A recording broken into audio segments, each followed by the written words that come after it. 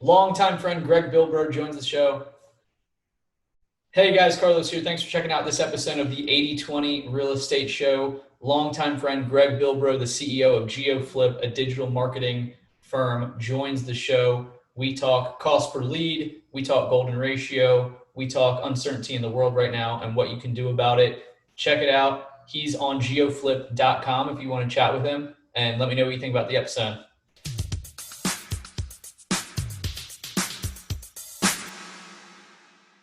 Cool, man. One of the most enthusiastic and passionate guys I know, longtime friend Greg Bilbro. What's up, dude? I'm doing good, Carlos. Kicking butt and taking names and doing the best I can. I love it. I love the shirt. For those of you guys that are watching on YouTube, I can divide by zero. A very data-driven, analytical, smart guy. He's been on the Investor Fuse podcast before it was the 80/20 Real Estate Show, way back in the day. And he just has a lot of good insight. I'll open it up to him for kind of how he got into real estate, his real estate career. But he has an extensive career fix and flipping, wholesaling in arguably the most competitive market in Phoenix. He was doing a few different marketing tactics, got into digital marketing for those of you guys that don't know him. But I'll pass off over to him. And the intention with this show is always, guys, is to bring on experts that we're grateful enough to know and have relationships like Greg and I. We had dinner about a year ago in Arizona, but just to try to be as helpful as possible for you. And Greg is definitely one of those people that has tons of insight and can help you guys out, and probably some applicable steps you can do as you're listening to this call. So Greg, little intro or kind of, elevator story or pitch on real estate, your experience, everything like that, and what you got going on now with GeoFlip. Sure, no problem. So born in Texas and moved around a bunch as a kid and ended up in college in Albuquerque, New Mexico. I got a degree in biochemistry because I thought medical school was the way to go. Apparently, they don't let white kids with a B average into medical school, at least not the ones I was applying to. But I learned a lot and had a good time, and happy I did that route. I learned a bunch. I bring that up a little bit more specifically because one of the things that we'll bring up later is what I do in my business. I now realize one of the things I learned from college is the standardization of unit. And I learned that because I was trying to study science, and in science it mandates that there's no way around that. So it's kind of a little seed that I'm going to plant that I'm sure we'll come back to a little bit later. Mm-hmm. So didn't get into medical school, but with one closed door, there's obviously, another one that opened for me. And I got a job. I was extended basically a career path at a big company, a Fortune 100 company by the name of New York Life and NyLife Securities, basically a gigantic number 60 something on the Fortune 100 at the time, insurance and investments company, one of the biggest financial institutions on planet Earth. Mm-hmm. So, but you start as a little pipsqueak, in the dungeon, and, they only retain 1 out of 50 in that industry, right? 2% long-term after 8 years. So it's a super cutthroat, just like Boiler Room on those movies, like the stockbroker shows. It's kind of like that, right? Mm-hmm. And so they throw it to the wolves. You got to figure that out. But that taught me a bunch. At New York Life, they measure their KPIs every single week, and it's for 3 years. And if you don't do it and meet with your boss or your manager or whatever, every single, 7 days, same time, same place with the same numbers, then they, of course, have a protocol. Until you're either going to conform and learn the system, or, they bounce you out of there because they don't need you, right? You need them. You need a career. They don't need you. So I learned that routine. I learned the need to measure and the need to be routine. And in that case, they did it on a weekly basis. And so that was just kind of built into me, and it worked. That's been their system for a zillion years. So I haven't worked at New York Life in the financial industry being a securities guy for like over 12 years, I think. So I don't know what they do now, but at that time they had been doing that system, that weekly accountability with numbers with your boss for, decades, I guess, as long as I can remember. So I was basically a stockbroker, fee-based financial planner, wealth advisor for almost a decade, basically in my 20s. But in my 30s, I thought I would be brilliant and go independent and start, buying and selling companies. So I started doing that on a small scale, small business, tanning salon here, flooring business there, a couple of other little things. But didn't really find my way until about 2009. I took my first, it could have been 2008, but I think it was 2009, my first mastermind course. Gentleman by the name of Tim Taylor with Tim Taylor's Success Coach. I think he's a smaller coach. He's not trying to, be the world's national guru. He only took on 12 students at a time. And I think he still does something like that, but he is fantastic. So I endorse him. I don't know if he's still coaching, but he's a wonderful man, wonderful coach, and a good dude. So he taught us basically everything that we could to flip one house in 12 weeks. And after my first 6 months, I think I had some traction. And by 2010, I had started flipping full-time in Phoenix, Arizona. So that was my first full-time year in that. And of course, as I'm sure everybody can appreciate, I mean, I made mistakes and didn't understand construction. I bought 2 homes in Phoenix that were 3-1s, 3-bedroom, 1-bath, and had no idea that a large 3-1, meaning a 1,500 square foot 3-1, is different than a 1,500 square foot 3-2. You know, I bought 2 of those mistakes. You know, so there's a 50K ARV error to the negative on ×2 houses. So started making errors right away, right out the gates, right? But eventually I kind of figured it out. In Phoenix, Arizona, I went through a pretty tough time, having lost some houses, done some short sales, like most people out here went through some of their economic default of some kind. And I certainly went through some of the mud myself, but I rebuilt myself. And in 2012, February 2012, I did my first wholesale deal. So I added wholesaling in 2012, and I think I was a realtor maybe in 2011 or 12. And I just did that to list my properties, not really to be a career real estate agent. And I basically did all of that until 2014, when whatever I was doing, my marketing methods, which was predominantly direct mail and bandit signs, of which I wasn't really good at either. But bandit signs I got good at. It was just simple. I knew my block. I knew my vendor. I knew the price. I knew exactly what to tell them. They knew how to do it. This was before people took pictures with iPhones for install locations so that you can verify your bandit sign installers do it. But I got good at that, made some good bucks. But in 2014, the hedge funds and all of the REITs and not iBuyers, not yet, but all the robot auto offerers really exponentially grew in Phoenix, Arizona. And so it just got disrupted. You know, it just did. There had been more cash offers from hedge funds and real estate investment trusts than anybody had ever seen. You know, they just basically Wall Street moved in. And so I had to reinvent myself. There was just different ways to get deals. And so in 2014, I basically went all in digital marketing through one conduit: pay-per-click marketing through Google Ads. We don't do anything else. No SEO, nothing else. No Instagram, no Facebook. We're really just focusing on our one thing, being a one-trick pony. But much like a sniper, you know, there's sometimes some utility to really focusing. But sometimes, you know, the inability to pivot. When Google gives us a hard time, you know, we're in there. We got to wrestle with Google. We don't pivot. Yeah. So that kind of brings us up to 2017, where I went full-time in digital marketing for other real estate investors. And we started with our national expansion, which brings us up to now. Yeah, it's awesome. I love, and the sniper approach with anything in life is super effective. That's the premise of the book's Essentialism, one thing, kind of being super focused on one thing. And typically it works sniping if you're hitting targets from far out. Might get jammed up a little bit if an enemy comes up closer range or something like that. You need a different type of weapon. But the sniper approach with PPC, with especially the trend that we're going now, just everything being online, I'm super into and super behind.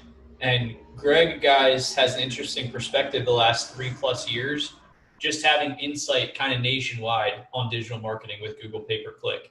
So we're going to be touching on that, probably have a loose conversation here just on everything like that. We're just in such an uncertain time right now with interest rates. The second presidential debate was last night, the time that we're recording this. So there's just a lot in flux that we can talk about. Where do you want to take this, Bilbro, as far as I'd love to hear kind of just general insight, maybe starting with a broad stroke on all the success that you've had with clients nationally, because we have a pretty solid amount of Investor Fuse clients that have worked with Greg since probably, I guess, 2017 range at the San Diego Mastermind.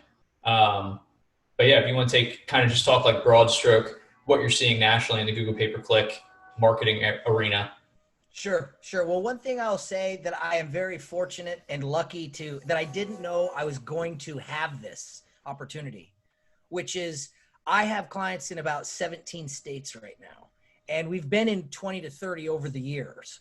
And I get first person, professional, technical, weekly, data-driven, measured feedback in all 17 states, and have been doing that for years, you know? So we really do have a very crystal clear understanding right down to the data. There's no story at GeoFlip. You know, we measure everything, as you know. And so we know exactly what leads are being produced. We know what's converting. We know what's getting in escrow. We know what's being flipped, wholesaled, bought, buy and hold, subject to. We know all these exit strategies. We know what's converting. We know what our clients are dealing with, and we know what they're struggling with, but we also know where their success is. As a result, as I just sort of luckily landed in this chair that I just didn't anticipate, like I said, such that I get some of the best information in our niche. You know, I don't know anything about what realtors are up to.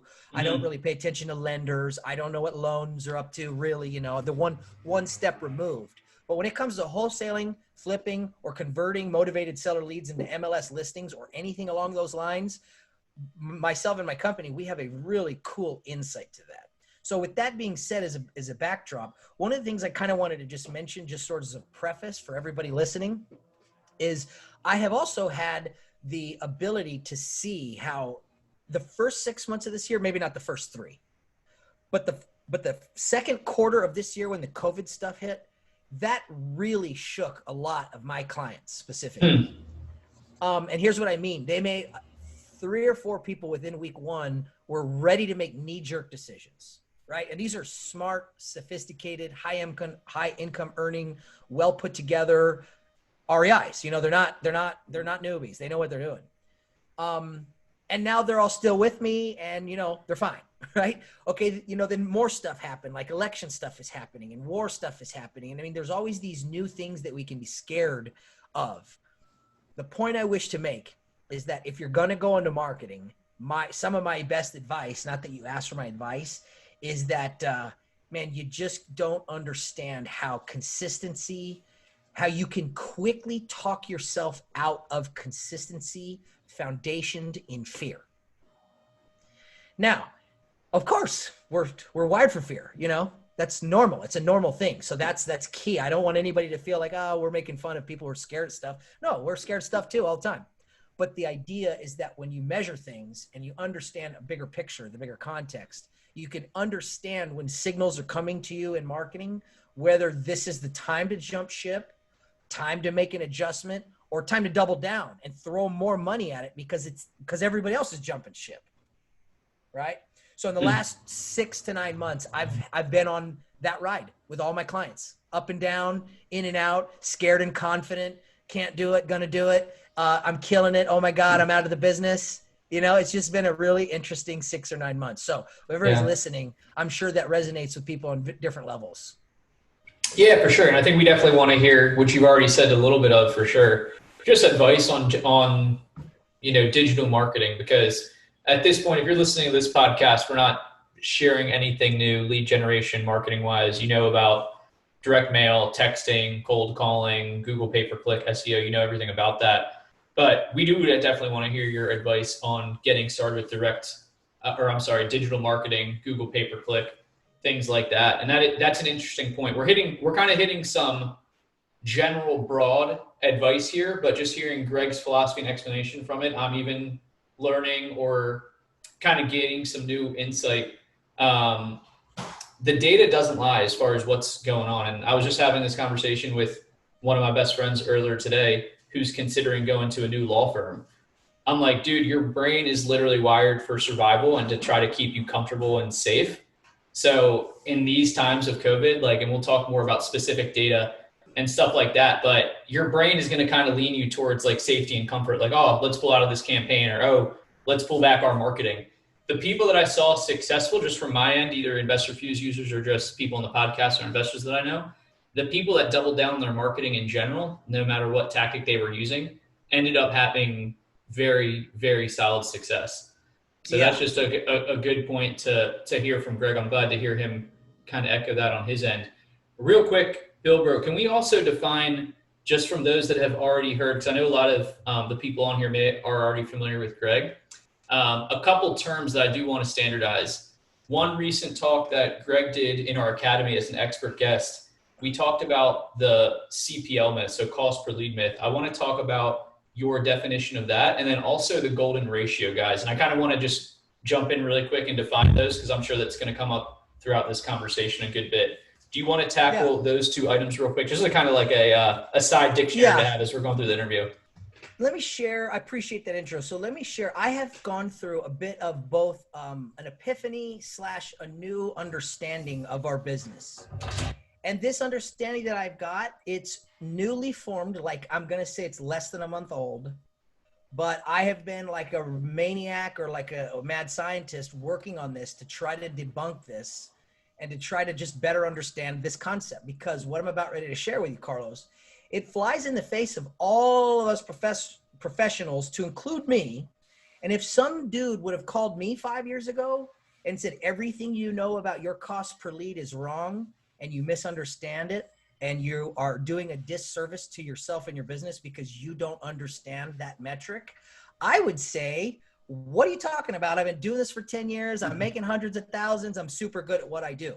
Okay, so that's key to know, that this philosophy or this definition that I'm going to provide, it is not to put anybody on their heels. And it's not to make anybody feel dumb. And it's not to make anybody feel like they've done anything wrong or bad.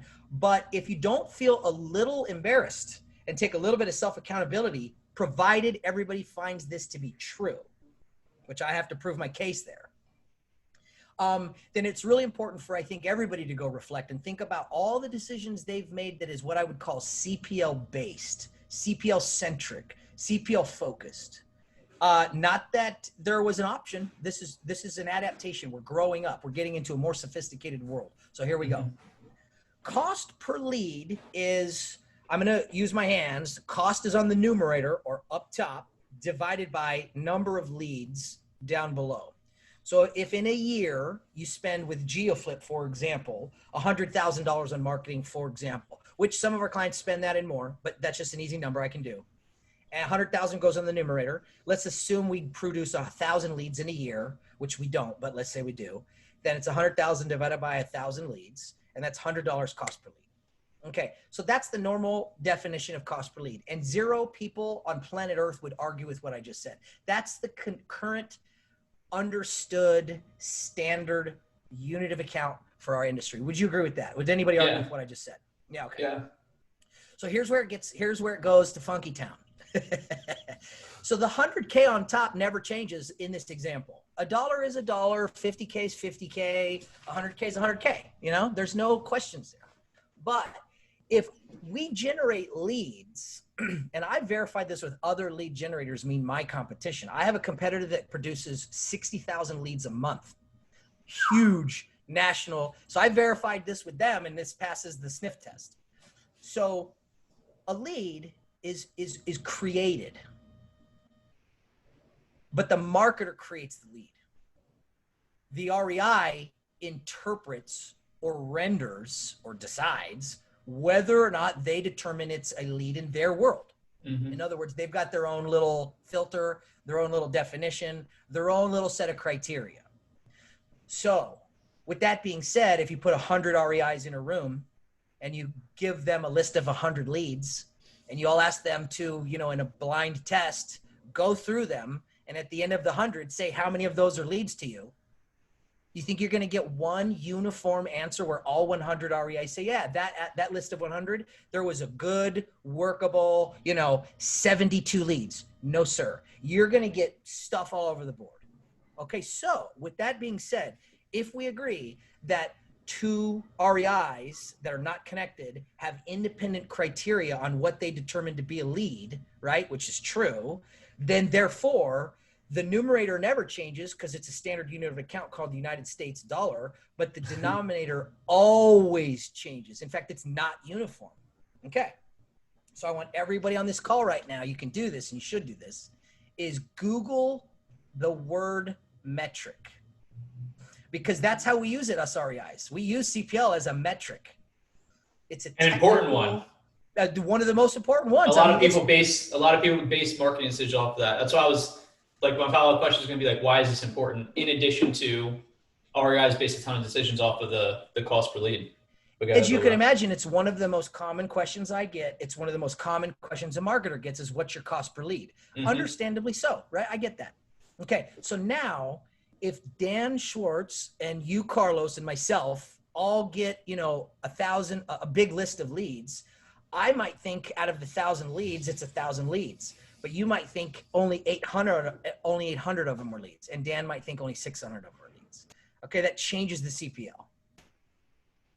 So when you Google the word metric, you will see under its technical definition, it says a standard unit of account, a standard unit of measure.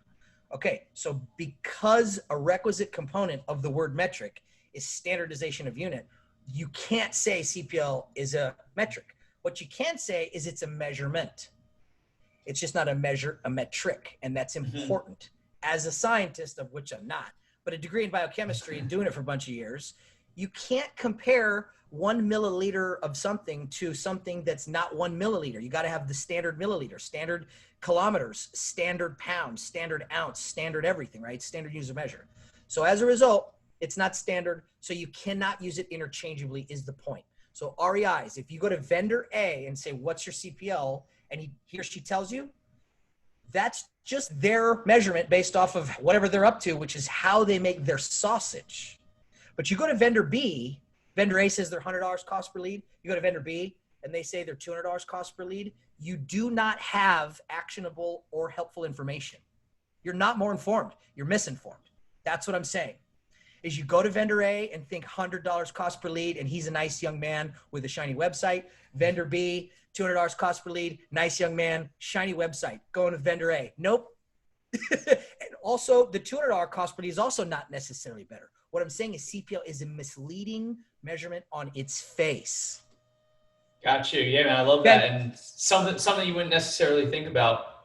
Not being a great metric. And there's just some variables I'm thinking about off the top of my head of what one REI would classify as a lead versus another one, or even if you're able to monetize the deal. Like some of your clients have multiple exit strategies in their tool belt, able to do creative stuff, list properties. They're not just one trick ponies with wholesale. The person that's doing the lead intake, if you have a VA or a lead manager that's maybe not that experienced, they may deem a lead like unqualified or not even to call it a lead, when someone that's more experienced would call it a lead. So there's just a lot of variables that go into the definition of what a lead actually is. And the question, obviously, to follow that up, what is a metric or a better measurement of determining what's efficient marketing or not? Okay, I'm gonna do the best I can to go high and then down to low. Cool. There's nothing. Again, this is irrefutable. This is a hill I'm willing to die on. But once you hear it, I mean, everybody agrees. There's nothing. You can't game the measurement of ROI.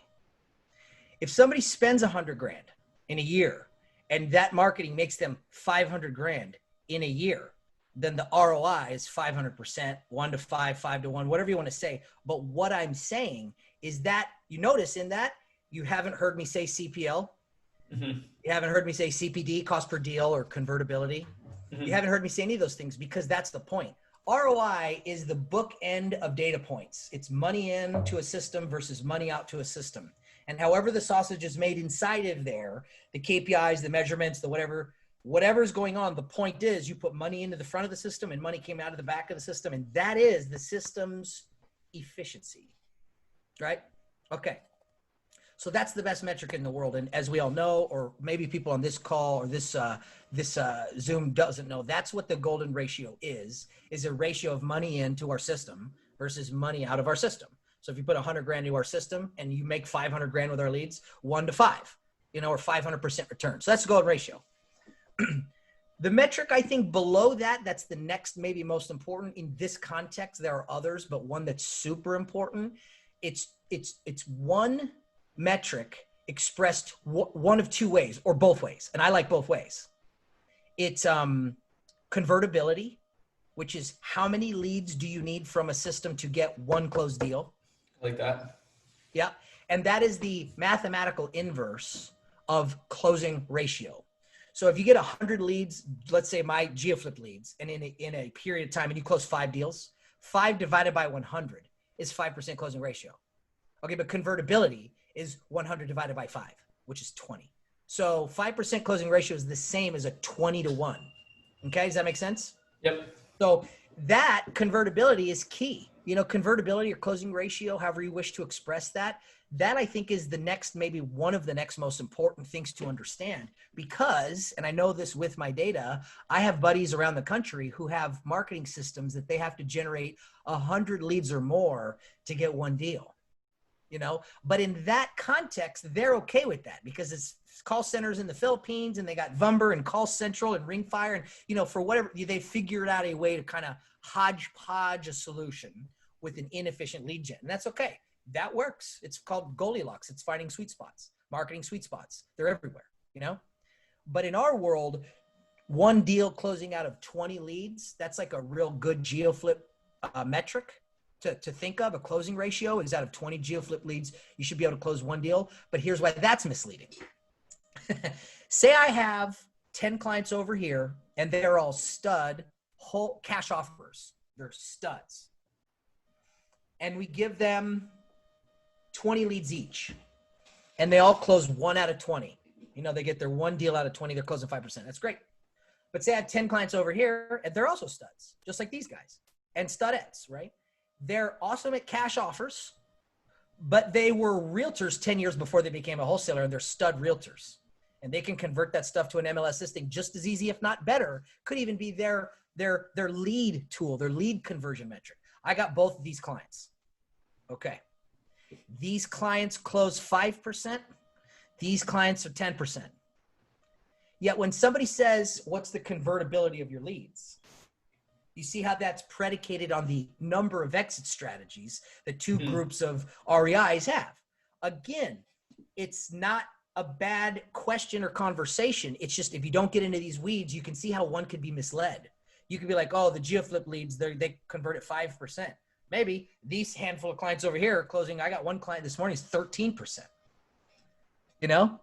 Crazy. So it's just cost per lead has to really be better understood and discussed, because you can make leads. I can go scrape Craigslist as I've said, you know, get 1,000 leads and sell them to you for $1, you know, and who knows what you're going to do with that, you know?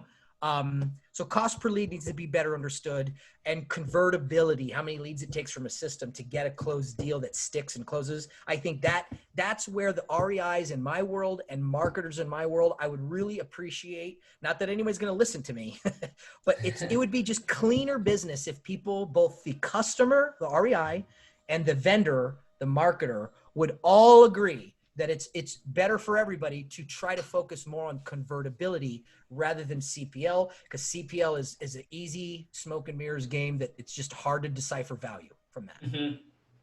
And to even take a step back, I think we need to standardize the definition of a lead, which I want you to hit on. But yeah, there's so many variables that go into that. What exit strategies they have, how good they are as a negotiator, their experience as a real estate investor. There's just a ton that goes into that. But how would you determine a lead if you had to standardize it and maybe make CPL somewhat closer to being a metric? Yeah. Even though it's not. So this definition, lots of my clients, I've just realized, and I'm going to kind of shoot myself in the foot right now, but it doesn't bother me because we just stand behind our data. A lot of my clients have $200, $300, $400, $500, $600 cost per lead. And that sounds high when you think of this space. And I get that, right?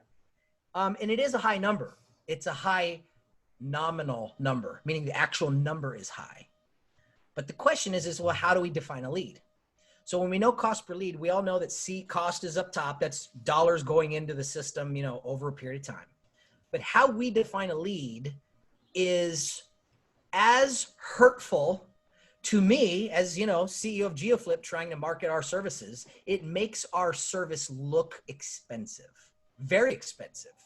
And I'm not talking about our fee. I'm talking about our leads. $500 cost per lead. Most people don't respond too favorably to $500 cost per lead. However, go ahead. And roughly 20 leads to get a deal.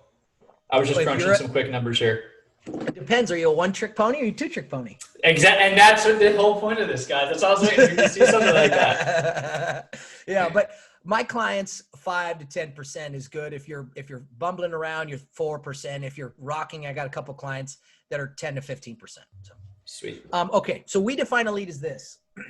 Every lead, what we tell our clients is Digital marketing, specifically pay-per-click marketing, I can't speak to SEO. I'm familiar, but I'm not speaking to that. We don't control what the cat drags in the front door. In other words, when my client spends money in a month, 100% of whatever that money produces, good, bad, and indifferent, we point all of that at my client's CRM. So if my client gets a great lead and makes 100 grand, wonderful. But if the next lead comes in and it's a lead, you know, that's 4 hours out of town, but in their state, it's on MLS and it's rural and it's a 20-acre farm and they don't do that. And it's just a bunch of weird things going on. Okay, well, this is how we define a lead. In GeoFlip world, we have 3 working criteria to define a lead. The first one is it's a human being, which is black and white, who has real property, which is black and white. So not a mobile home, not any, you know, and then in my client's state, because contractually that's what they hired us to do, you know? So that is the most broad. So here's an example. I have a Denver client. I have a bunch of clients. I have a Phoenix client. I have a whatever. But my Denver client, he lives in Denver and he's a wonderful builder, flipper, good guys, him and his partner. They're doing really well. But every once in a while, they'll get a lead 3 hours somewhere else up in the mountains that's just so weird and goofy and it can be listed. I mean, you see what I'm saying? But that's still a lead. When my client gets a motivated seller who calls, but the house is already on MLS, nobody likes that, but that's a lead in the GeoFlip definition because it's a human being with real property expressing to sell. In their state, my bad. Human being, real property in state. So all of my definitions include stuff listed. You know, my stuff, all my leads include leads that are like my California client who's by Sacramento. He gets leads 6 hours south in California. It's a lead per definition, you know? So that if we were to change the definition, like a lot of other marketers, not that I'm throwing them under the bus, it's just I've talked to them. They've told me what they do. They tell me how they define it. They show me how they do it. And it's they slice and dice their definition, which it's so easy to drop your CPL if you change the criteria. And we just don't do that. Yeah. No, I appreciate you saying that. It's a more organic number. I was crunching some numbers just on what the cost per deal would be with those numbers. And obviously we're both nutrition type guys. With GeoFlip, the cost per lead, you're kind of getting the full grams of carbs in the meal versus what some other marketers will do. They'll take out the fiber, the sugar, alcohols, and give you more of like a net carbs per meal there. So no, I appreciate that. Well, let me touch one more on CPL if I may. Yeah, absolutely. So I used a phrase, I believe I'm using it correctly, which is called nominal. It might be called notional. I'm sorry. It might be called notional. I think that just means like the sticker price, the actual figure of it. So if you got a $500 cost per lead, I want everybody to think about the following scenario. Let's say we're pizza shop owners and you and I both own a pizza shop. You own one and I own one. And you own a big pizza chain and you got 50 pizza shops and you got 50 pizza managers and etc. And I'm just a purist. Let's say I'm from Italy and I just do my own pizzas. We both get our supplies from the same pizza supplier and we both make the same kind of pizza. It's 5 ingredients. It's dough, which is $1. It's sauce, which is $1. It's cheese, which is $1. It's pepperoni, which is $1. And then it's oil, which is $1. And so we always make our pizzas the same way. You do it big chain. I do it my one-man show. You know, I'm a perfectionist. And the going rate for both of our pizzas is $15. Okay. And it's you versus me. So how much money do you make per pizza? I know the answer here. And I think about this all the time when I think about getting meal prep or something like that, the actual cost of it versus the time it would take me to actually do it. So I'll let you hit that. Well, how about this? How does your cost in preparing that pizza, the labor to create a delivered warm pizza to a consumer, how does yours differ from mine? If I'm a one-man show, then that means my labor cost is my annual income divided by hours I work. So if I make a couple $300,000 a year, $500,000 a year as a specialist or whatever, $100,000 a year, I'm making $100, $200 an hour. Okay, well, $100, $200 an hour, that has to go into the cost of each pizza. So if the pizza's $5, it's arguable that my labor is bigger than the 5. I might be putting 6 or more of dollars of my labor. Okay, so that means that in that example, the cost of the pizza is the lesser of two costs to create a total producible, sellable pizza. Mm-hmm. Okay, cost per lead is no different. When you get a lead, if it's easy to work and easy to convert, the time it takes and the brain damage it requires is very low. But non-convertible leads, high-hanging fruit, hard to get a hold of, hard to schedule, not motivated, not their idea. They weren't a seller. You just profile them. They're behind on their taxes. They're still trying to figure the tax problem out because Uncle Frank is going to give them the money. So they're not a seller. You're convincing them. You're trying to convince them to be a seller. So that's what I'm saying. If you're going to invest your labor, the nominal or notional cost of a lead is whatever a lead costs. But if you put X dollars into a lead to buy the raw material, but you put 2X of labor time into that lead to get that lead to its terminal end, whatever that might be, meaning like dead or converted, you know, I can argue, and I know this sounds cheesy, but my leads might be the cheapest leads in the United States when it's all said and done, because higher CPL with lower labor cost, or LPL, labor per lead, which I don't know that number. That's hard to figure out, but it's not there. To think labor is not a component of lead cost blows my mind. So now I think of CPL plus LPL equals EPL, expense per lead. You know, the total out of pocket, what it takes to make that lead go to its terminal end. So to avoid that labor is to avoid the completeness of the business model and the formula that it takes to get to money. And it matters. It definitely matters, because non-convertible leads drive us REIs insane. Very, very good point there. And it plays exactly how I was talking about, like with the net carbs. And also I'm thinking about like what the inverse of that would be.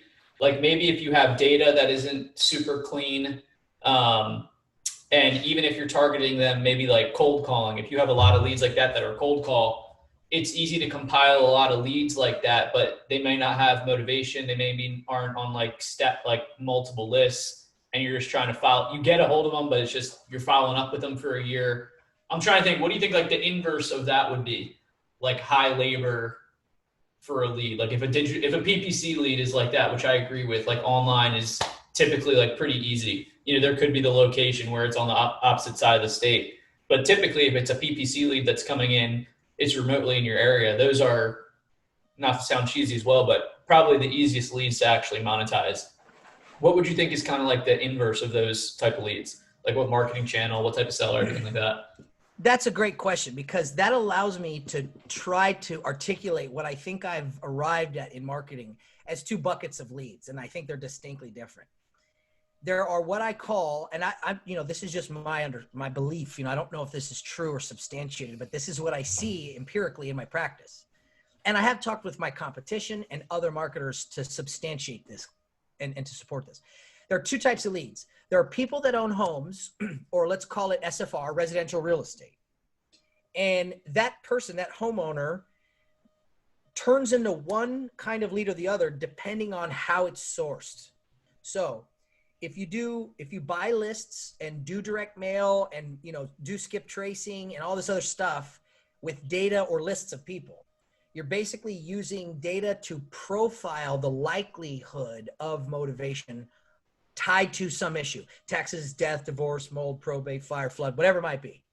Okay. But in that regard, if I'm sitting on my couch at home and I have, you know, a probate deal, you know, my grandma died, or I'm getting divorced, and, you know, it's public record or whatever, some REI is profiling me with the hopes of the likelihood that there's a real estate solution or real estate stuff there. That's fine. That's how we've done it forever, and it's cool. But if I'm sitting on my couch at home and I have an issue, and I go to Google right now and I type into Google, I've got a concern or a question, like how, if my grandma died, how do I get the cash for this house the fastest, right? Or the judge says, we got to get divorced and you got to get rid of this house ASAP. Okay, well, how do I do this quick? You know, that's where these questions come from. Okay, it's my idea. I own that idea. That's me. I'm fixing my problem. I, of my own volition, have decided that I need information. I got to scratch that itch to go figure something out. So you go to Google or your laptop or iPhone or whatever, you type in whatever. Okay. I call this reactive lead gen versus proactive lead gen from the motivated seller. One is responding to stuff you're profiling them, and the other one is proactively moving forward in whatever the heck that they're doing. Now, I think that this is slight. And if somebody said, Bilbro, you're super splitting hairs, I would agree with them. But it's still a slight difference that makes all the difference. Because somebody that actually takes ownership of their real estate issue or concern or whatever, it's their thought first. And the other way around, reactive, it's the REI's thought first. And I think I can demonstrate that in the data. That's not today's talk, but I've looked at tons of data on the reactive side with other people, and I've looked at their data, and on the proactive side with mine, and it's distinct. It's 2% closing with the cold stuff, the profiling stuff, and 5 to 10-ish, depending on exit strategies, on the proactive stuff. Okay, well, that's huge. 2% closing versus 5 to 10, that's gigantic in our world. Mm-hmm. Massive. Yeah. I mean, that I was going to say that's like the hunter and the hunted, the lead quality. People have been talking about this for a while. It makes a ton of sense, but keep going there. I didn't mean to cut you off. Yeah. And I will say this is caveat. I don't want anybody to think that all proactive leads are great. Nope. Plenty of them are terrible. Plenty of them are not motivated. Plenty of them change their mind. Plenty of them, are kicking tires or price shopping. I mean, there's still all of that, But in the law of large numbers, when you look at a big data set and you do a little analysis, it's pretty easy to see. And I've done this over and over and over, lots of different times. And it's pretty easy to see after you see it and you really scrutinize it. So convertibility is a big deal that affects people's labor. It also affects people's salesmanship. It's not fun to go to work and get no after no after no after no. Mm-hmm. And I know we all say we're tough enough to do that, but it's still not fun. It's still not enjoyable to be, getting your teeth kicked in, getting no's and tire kickers and people not interested in truly selling their house. So that is still all part of it, but the ratios are certainly different. Mm-hmm. Absolutely. Yeah. The psychological aspect of the hunted or proactive versus reactive just makes too much sense to me. And I don't want to, and Bilbro will agree with this 100%. A lot of you guys listening to this are going to probably having massive success with some type of reactive, at least from the seller's perspective, marketing. You guys are pulling lists like everybody else is and doing texting and cold calling, stuff like that. That's the seller being reactive to your messaging. And there's people in every single market, multiple people that are having massive success with that. So I kind of want to transition to this, like what would it look like? Like what's the caricature of an REI that would be benefited or advantageous to add on pay-per-click? Because a lot of you guys out there are having success with texting, cold calling, direct mail, reactive, messaging from the seller. Let's switch that a little bit, Bilbro, to like, who would be most benefited from potentially adding on PPC to their marketing game for their operation? It's for the larger REI for sure. So somebody that probably has an up and running business with, years under their belt and a real marketing budget already. You probably want to be an REI that's already spending. Let me say this. If you've never fielded leads and you've never bought leads, that's important because going from, I know a guy in Tucson who flips a bunch of houses, like hundreds a year, but he's never bought a lead in his whole life. He just gets referrals and MLS and some other stuff. And he tried to buy leads, and intake is tough. CRMs are new for some people. Follow-up systems don't exist in my world, as you guys know. So if you're an REI, and I had another guy in Pennsylvania who's similar to this as well. He was a good guy, made good money, had never bought leads. So going from an REI who's never generated or bought leads to one, there's a learning curve there. So just know that for anything. Pay-per-click marketing or digital or lead gen or digital marketing is definitely a pretty complicated thing to tackle. I would encourage anybody who goes into this kind of marketing, do not hire anybody unless they can demonstrate that they're truly a specialist in the niche, not pay-per-click marketing. I'm saying real estate. If I were anybody, if you're going to hire a digital marketer, don't go hire a good digital marketer. Go find a good digital marketer who's generating leads in real estate in your market or has done it or some experience. Maybe realtors is okay. Maybe mortgage loan officer, loan guys are okay. But just like anything else, if you have a heart problem, you get a cardiologist, not a neurologist. You know, it doesn't make sense to do that. So I strongly encourage people, if you're going to get a marketer and you're going to spend money, go find a specialist, you know, plus you can hold them more accountable. They're supposed to know their industry much better to reduce that learning curve. So just know that that's just, I think, good recommendation, you know, just for anybody. Now back to the who it fits. I wouldn't set anybody up to say, do this if your first marketing channel is not already working. In other words, if what you're doing isn't working, don't abandon ship to do digital marketing. I think that is a scary proposition and a huge leap of faith. It's doable. I did do it, but I did it with a stud business owner, 50-50 partner who owned a digital marketing firm of 10 years. So see what I'm saying? I gave up half of my company back then to bring in that expertise to get proof of concept. So that's how expensive that was for me. And it was the right decision. You know what I mean? So this is for people that have already one up and running marketing channel that works well for them. And I will call that just ostensibly their lead horse, their lead marketing channel, the thing that makes them money. It's consistent. They get it and it works. Okay. If you have a second marketing thing that you're trying, or you're considering, or you've been working on it for a while and it's just flopping around like a fish out of water, it's bumping around, it's inefficient, it keeps you up at night and eats your money, that I call your marketing skunk. REIs that have a lead horse and a marketing skunk, we are a perfect fit for that, because they will end up with 2 lead horses. Love it. Yeah, and we've done that over and over and over, and we do that, and I look for that. Are there exceptions to this, and are other ways to make it work? There are, but that's just my recommendation is a good one to basically add the most value to my client. Usually in that scenario that I just mentioned, they're feeding their first marketing channel and it works, but they're also feeding marketing channel and it's not working. So I take basically a hemorrhaging decision, something that's consuming $5,000 or $10,000 a month, and it turns in 6 months to something that makes them 30 or 50 grand a month. You know, so it's a huge swing from something in the red to something in the black in 6 months. And so value add to my client is big, because now they've got their lead horse, that's their thing. And they got another, like in my clients, some of them, they think of us as like, you know, insurance. It's like a backup. It's like if their marketing channel blows up or goes sideways, you know, they know we're still a piston, just, you know, going 24/7, not stopping. So that is that I call that marketing channel diversity. And it's difficult, but it's doable. And it's something that for some REIs, it's a good fit. Not all REIs, but for some, it's a great fit. Sweet. And yeah, if you guys want to check out Bilbro and GeoFlip, definitely check out the link in the show notes here, www.geoflip.com, FLIP.com.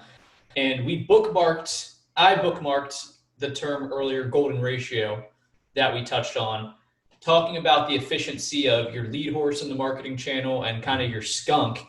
I do want to talk a little bit, and this is one of my favorite things about just Bilbro and the service, is going over your numbers on a weekly basis, which I believe you call the golden ratio call or golden ratio meeting. So let's talk a little bit about that as far as the golden ratio and what makes you determine how successful, you know, a marketing channel is versus something that's not.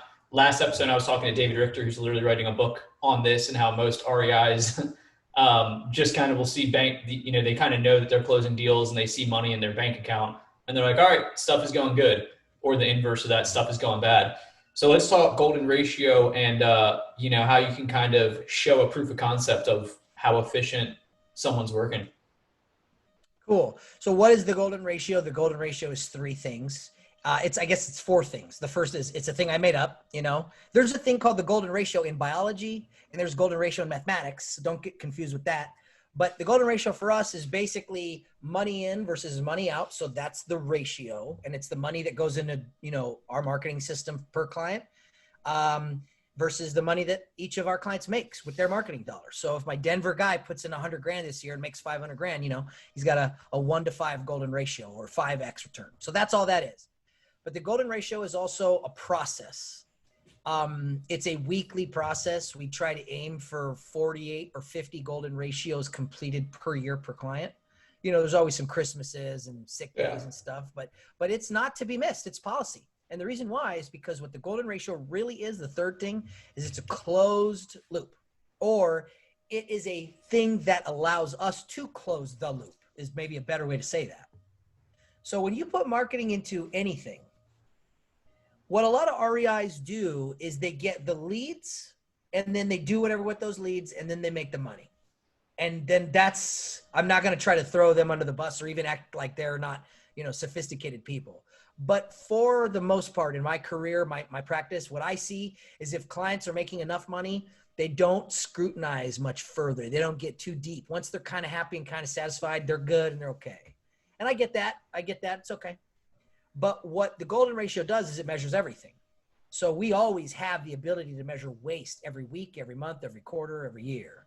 So we now know wasteful dollars, wasteful clicks, wasteful impressions, wasteful offers, wasteful escrows, right? We know wasteful exit strategies.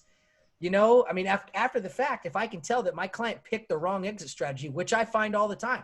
One of my clients in Cleveland, he wanted to do a wholesale deal, barely to squeak out 12K. I'm like, dude, that's wholesale all day long. You make 25K. Well, if you got cash and time, do you want to double your money? Yes or no? You know, and he's like, oh yeah, I guess I could go wholesale.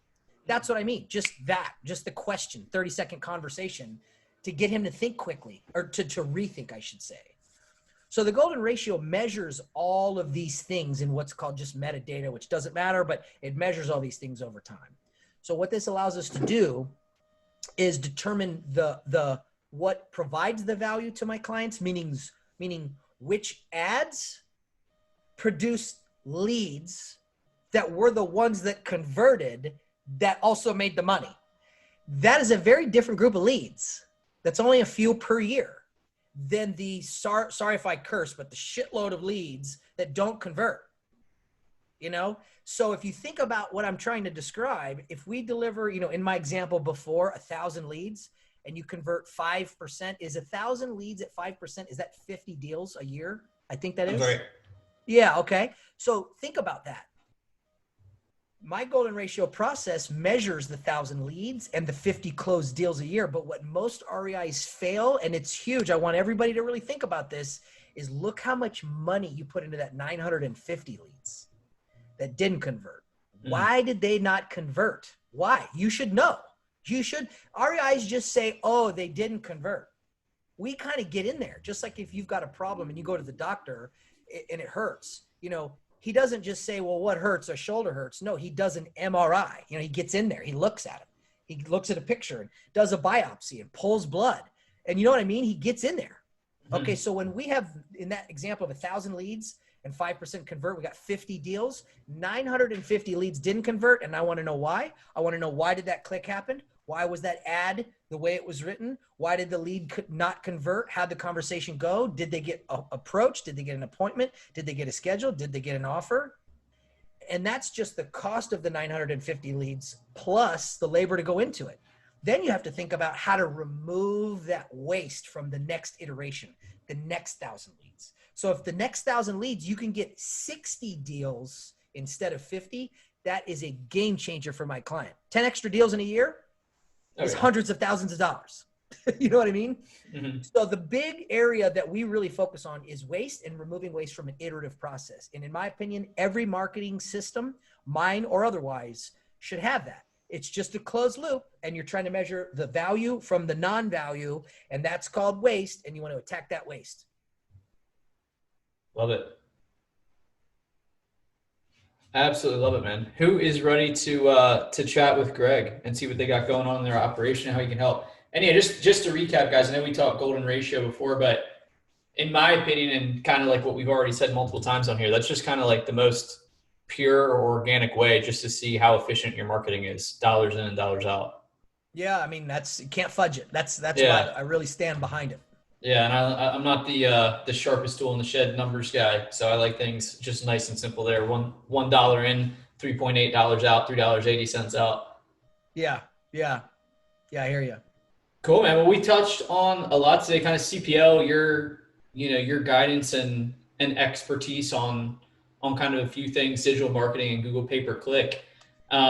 Is there anything else that you wanted to touch on today? And I definitely want to make sure people can reach out to you. I know that just going to the GeoFlip site and you can book a call on there is arguably the best way to get a hold of you. But is there anything else that you wanted to touch on today, either other points or kind of any best advice here, as we've mentioned, kind of in the most uncertain times, probably in my short professional career here the last 7-8 years, just with everything going on with the pandemic, election, interest rates, all that stuff? Yeah, I will say, and I'll try to conclude if I can, or we can go deeper into it if we want, but I will say this. I started my career in the 2008, 2009 timeframe, and now I've been flipping in a dozen states personally or more, but GeoFlip is in about 17 states. So I've got a pretty good, view of a pretty broad area over a pretty long period of time in our niche. And I hold myself to be an expert in my niche for sure. I mean, nobody does what we do, and nobody does it as well as we do it. But I will say this is maybe, I don't even know how I can say it's not the most confusing time to be in our industry ever, because it's kind of the most confusing time to just be ever. You know what I mean? Whether you're a flipper or an REI or not, it's just kind of confusing out there. So I want everybody to know, like, yeah, it's okay if you're feeling a little shaky about the future.